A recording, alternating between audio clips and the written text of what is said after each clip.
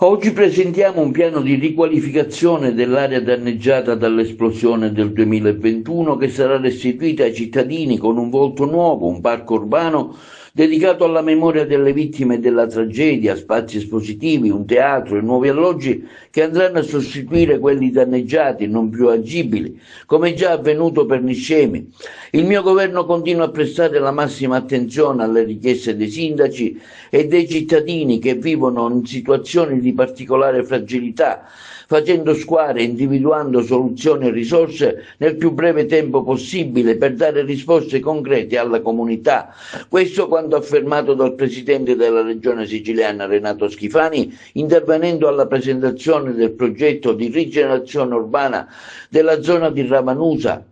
in provincia di Agrigento, dove l'11 dicembre del 2021 9 persone morirono nel crollo di alcuni edifici in seguito a un'esplosione, con Schifani, l'assessore alle infrastrutture Alessandro Ricò, assessore al territorio e all'ambiente, e l'assessore regionale Giusy Savarino con il sindaco di Ravanusa Salvatore Pitrola. Innanzitutto dobbiamo dire che questa è una misura unica in Italia, non esistono altre misure che si stanno occupando di rigenerazione urbana in città e comuni dove ci sono state tragedie di carattere non naturale. Lo stanziamento è di 24 milioni, ci sono stati 3 progetti che sono stati ritenuti validi, il più grande è quello di Ravanusa che vale 24 milioni e poi Milazzo e Santa Flavia con un importo complessivo di 3 milioni e mezzo. Qua si prevedono 3 lotti, la riqualificazione di 54 abitazioni, qui invece nascerà una piazza che sarà dedicata, abbiamo sentito le parole del sindaco e dell'assessore Saverino,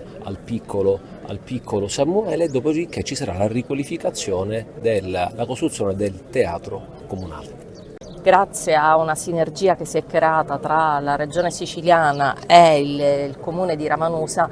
una risposta concreta arriva e le istituzioni stanno dimostrando oggi, con la presenza anche del Presidente della Regione che ringrazio,